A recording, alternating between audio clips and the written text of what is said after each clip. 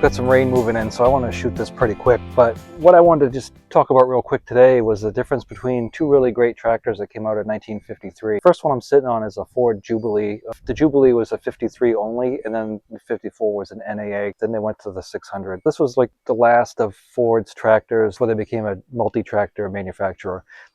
They obviously still had a couple of different versions of the Fords. They had some different kits you could add on to make the wheels bigger or put some tracks on, and they still made the Fords in England for quite a while. Basically, Ford was a one-tractor company until about 1955 when they came out with a different series. This tractor is about 31 PTO horsepower. This one has live PTO, which is a very rare option, and I'll show you that in a second when we do a walk around. So about 30, just say 30 horsepower here, and about 27 over there. And we're just going to go over the really quick differences of both tractors, why I think they're both great, and why a lot of dairy farmers up here in New England had these two tractors specifically on their farms. So stick around for a few minutes. Let's do a quick walk around. I'll talk about the tractors, and hopefully you'll learn something.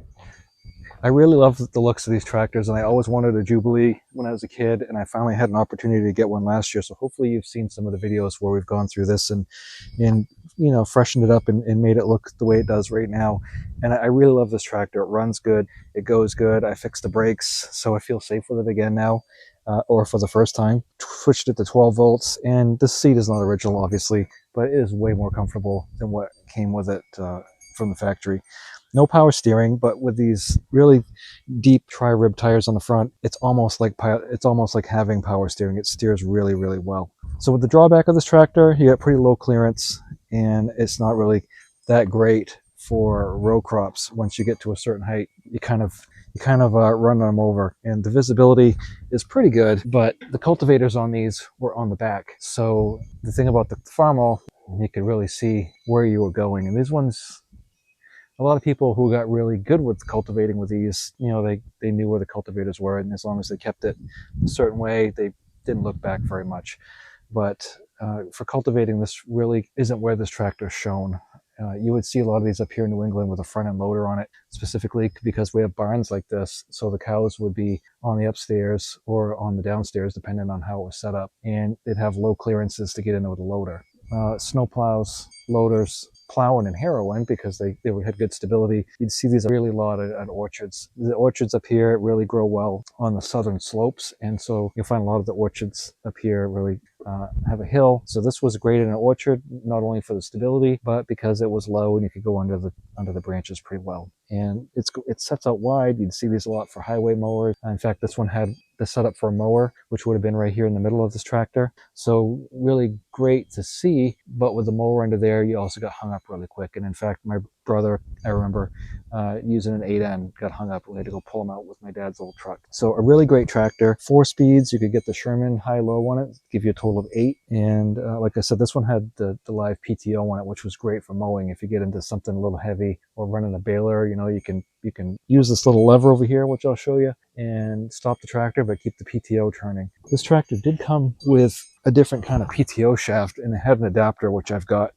the cover on, so you don't really get to see it per se, but the splines were different. The shaft itself was a smaller diameter. Swing and drawbar was an option I put on, and I really liked that because people would put just a regular flat drawbar here, and Ford did have a kit you could put in where they had some little brackets on the wheels and then some rigid parts that would come up here and keep the drawbars secure. The reason being is because this has only one-way hydraulics, no down pressure, but it would lift. So if you had a wagon on the back and you stopped quick, what would happen is it would come up and you'd end up changing the center of gravity of the tractor, and you could upset the tractor. So the swing and drawbar was a great option, and I always pull from down here anyway. If you use the kit that Ford had for the drawbar, you basically had to change a whole bunch of stuff around to go back to the 3-point hitch, but that's not the case here. And the great thing about this is you can angle it, you can set it out of the way, and still use your 3-point hitch. This does have a little bit bigger than stock tires on it, but I think it looks nice, and I'm really a big fan of this tractor. The 600 was very, very similar. The reason I like this one better than 8N, it's not just for the styling, but also the reverse was much slower. And then over here is your lever for your live PTO. And it's a pretty rare option. You can't get parts for it. Very few tractors came with it, but it's on this one, which I think makes it a great conversation piece. And that was for sure added because they had the sickle mower on it. And you can see the front bracket is still down there for the sickle mower. This tractor, I did add a spin-on filter to it, which makes it way easier than the cartridges. Converted it to 12 volts, added the seat and the swing and drawbar and the front bumper. Now, the original Ford front bumpers were a lot more rugged than this one. This is one of those cheap ones that probably came from China. So it does give you a little bit of protection for the grill, but not as heavy duty as one of the originals would have. What I like about it is it gives me a place to put a little hook on, and it gives me something to strap down to when I hook it to the trailer. So it's great. Toolbox. It's down here. I had to buy a new running board and toolbox because what invariably happened was that would fill up with water and rot. So if I was going to leave this outside, I'd probably drill some holes in it just to keep it drained. But that's all brand new, and thankfully you can still get it. I did like about the Ford, and the only thing it didn't have was a gas gauge, so you still had to use a dipstick, which I just checked there. But here's your proof meter, which would show you RPMs. It would show you your speeds, your temp gauge, your charge indicator, oil pressure, and then you've got start a button, which this only starts in neutral, which is a safety feature. Here's your choke down here, key switch here, and I obviously had to write on it so I wouldn't forget if I'd left it one way or the other. Oil bath, everything else here is pretty self-explanatory. This right here is your live power. I replaced a lot of the tin on this because it was rotted, and go ahead and encourage you to watch the videos on these. I didn't replace the gas tank, but I did have this thing all apart. And if you take all the tin off one of these old tractors, and then, word of warning, you take all the tin work off these tractors, and maybe any tractor, but this one, and then getting it all to fit back on. Bottle down here, this is your, I guess they called it a touch control on this too. And then you had position control and draft control, which had the draft control, basically if you hit an object, it would raise the 3-point hitch, but in position, it just is like this. Draft control, you don't really have position control. If you went here, it would either go up or down. That was one of the advanced features of the 8N over like the 9N and 2N, was it was either up or down. You didn't have position control, and a lot of the older antique tractors didn't have position control either. The implement was either down or up. Separate brakes. We did a brake job on this tractor. I'm hoping with the external microphone that you don't hear the cowbells and sheep bells too much, because it seems like whenever I start to come up here in the driveway and I want to do a video, all of a sudden the bells just go crazy, and I don't really hear it here. I get used to it, but it shows up on the videos and drives people insane, including myself. So hopefully it's not overbearing here with the external microphone, which I guess I'll hold closer because maybe that'll help. So anyway, Farmall Super C also came out in 1950. This replaced the regular straight C, which I've got a video on the difference between a Super C and a C. Just really quickly though, it's the radiator is higher, has a water pump, and it was the tractor that introduced the fast hitch, but that wasn't until 53, which is what this one is. So 53 was the first year IH had a tractor with a fast hitch, which was a great invention. However, the 3-point hitch had been available all the way back to 1939, and it became kind of the standard in the 50s. And unfortunately, IH had an opportunity to sell the patent for this, but they refused, and then that was probably one of their second worst mistakes, I think, that they made, compared to the worst mistake, which was put them insolvent and out of business. But we can talk about their insolvency in a different video. This right here, these are cheek weights, frame weights, whatever you want to call them. These are added weights compared to the wheel weights, and these were great on the narrow front tractors because of the fact that when you had a heavy implement like a disc harrow on the back, they got really light on the front end, and as I found, these aren't quite enough. You could put a double stack on there. I've seen it done. I actually had some with a double stack, but to me it feels like it puts too much stress on the bolster, so it's just a personal preference, I guess. 6-volt original tractor, correct size tires on the back. The front ones, I actually went one size bigger. You can go a little narrower, but the wide ones, they look better to me. So like the Jubilee, those have bigger than standard issue tires. So Super C, like I said, around 27 PTO horsepower, and this is a great tractor for row crops because you can see really, really well. One of the biggest drawbacks, I think, of the Super C is getting off. Getting on is easy because you're basically just climbing up on it, but pick a way to get down, a little bit more difficult. So 4 forward gears, same as that one. The difference is that could have had a Sherman high-low in it. That would have given you 4 extra forward gears. Now, Ford didn't have a narrow front tractor until the mid-50s when they came out with the 01 series, the 100 series, whatever you want to call it. So the different numbers in like the 600, 700, 800, 900 all meant different things like PTO, no PTO, live power, no live power. But the 7 and 9s could have come with a narrow front end available, which would have given them a high profile. This tractor here was always a high profile tractor, but you did have different front end options available, wide front, narrow front, and the single front wheel, because the primary focus of these tractors was row crops. So outstanding visibility front and backwards. And if you noticed, this tractor, the seat is kind of in behind the axle. That one's kind of in front of the axle. So it probably rode a little better on this tractor than that one. When you get behind the axle, you bounce a little more, but you're also able to get better visibility of what's going on behind you.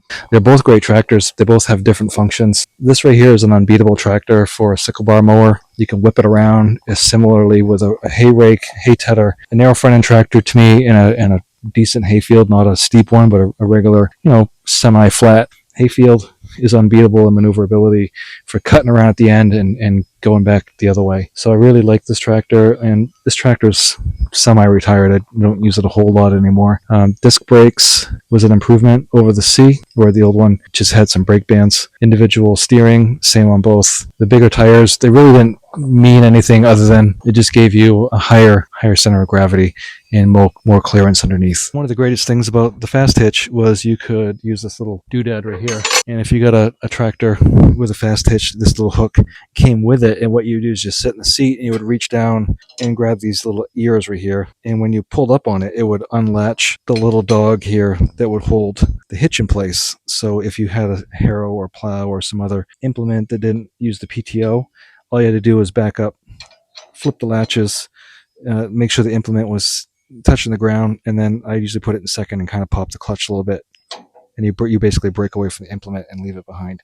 Similarly, when you go back, you kind of want to snap it in. You don't go in super gently. I mean, you don't ram it, but you kind of want to pop it in, and then these latches will come back down, and then you just lift it up and drive away. And there's no better tractor in my mind for quick hitch from the decade than this. Now, a lot of the tractors now, you can get the John Deere calls it the top and tilt, where you can do the angle and everything hydraulically. But in the 1950s, having a tractor you could change the pitch on, great for graded blading, putting a pitch on a road. The thing about the way that the fast hitch was, though, is if you had a 2-bottom plow, not a 1-bottom plow, didn't matter, but a 2-bottom plow or bigger, and even the disc harrow, you needed to have this little pole on the side, which came standard with the fast hitch, but a lot of people seem to have taken them off over the years, and I've gotten many with and many without. I've had a lot of Super Cs come through here. And what happened is, if you didn't have that to change the pitch, which would, when you lifted it up, this would kind of go straight out the back, you'd find that your front gang on your disc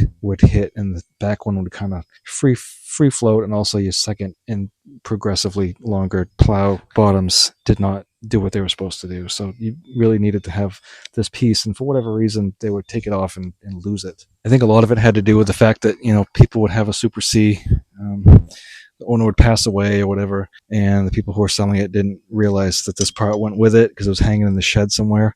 But it doesn't need to come off. All you do is pull this pin out, telescope this in, and then hook this latch, this little hole right here on that pin, and you were fixed. So you didn't always have to have this connected together. If you had implements like cultivators especially, you would want these to be separated, because you got one on here, and there was an option for a second on both sides, but this one only has one, which was pretty much common. I think one of the biggest drawbacks about this tractor is the oil pressure gauge is kind of hard to see.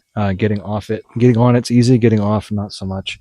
And you got to lift the can way up here to fuel it, which not so much a trouble when you're young, when you're a youngin', but when you get older, you got to lift it a little higher than that one. A little difficult to change the batteries on these. You can see what I've done here is this doesn't have a Super C battery box on it. This has actually a 200 battery box. The Super C one was a one-piece. So you had to unhook all this stuff and then lift the box and the battery or whatever, slide the box out, whatever you want to call it, to get access to it. And it probably would be easier on the other side because of the hydraulics here. But regardless, the 200 did come with, I guess it was a 4-piece, 4-piece battery box. and I do have the cover for it. It's just not on it, but that was kind of a drawback on the Super C. They worked that bug out with a 200, which replaced it.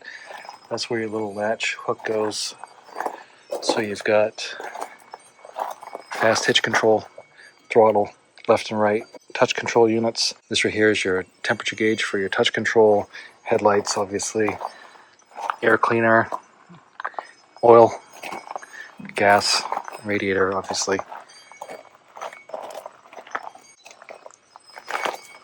These did have steel hydraulic lines, which my brother changed out. The block right there, basically what it does is it locks the hydraulic fluid, so it kind of holds your drawbar in place. This one does leak down a little bit. PTO down here, 540. Here's your belt pulley. The problem with this, if you put the belt pulley on, you bump it. So you can't lift the fast hitch all the way with the belt pulley on. Kind of a dumb thing, I guess. This is a two-way light on the back, so you've got a red warning lamp that goes on the back, so if you go down the road, it's just this little red light that comes on. Regular clear lamp for work light. Here's your toolbox in back.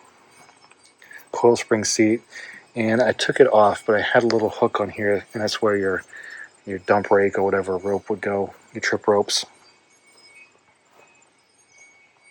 So I do apologize for all the jingling, and I'm really hoping by me holding the microphone here like this, it'll go away. And I'm really grateful that you stopped by today to take a look at these two tractors with me. Which one is my favorite? I don't have a favorite. If I had to pick one to keep, I would only keep this one because it was the one that we got when I was 5 years old. And it was my brother's, Greg, who passed away a few years ago.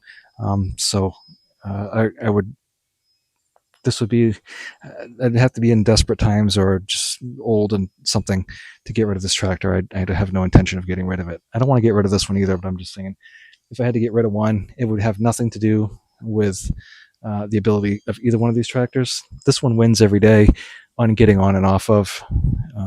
It's kind of like more of a modern kind of tractor where you just step through it. It's really easy to get on and off, and so you'll find a lot of older people will choose this one.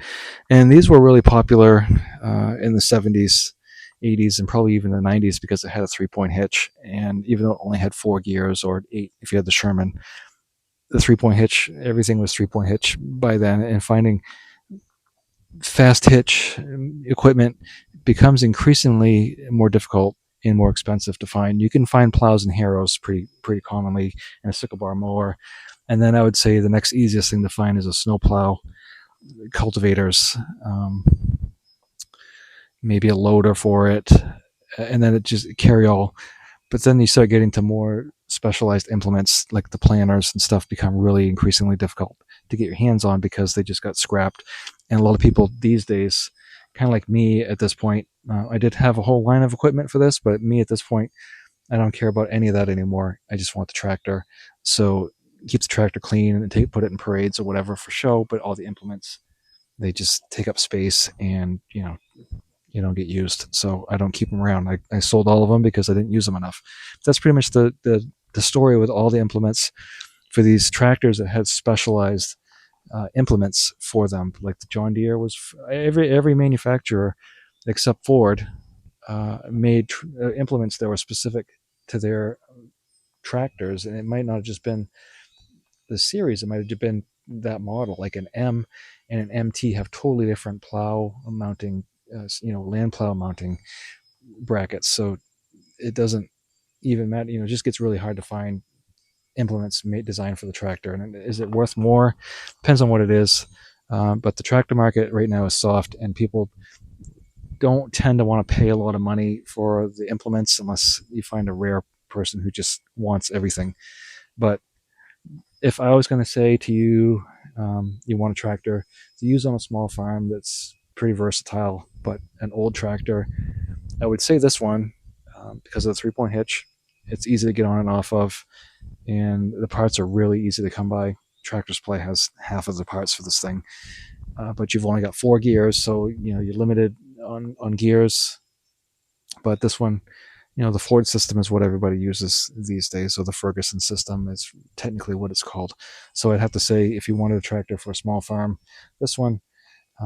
If you just like old tractors, pick one. You know, all the manufacturers had a decent tractor in their series at one point, and I just don't have them here to show you. But these two tractors, equally good for different reasons.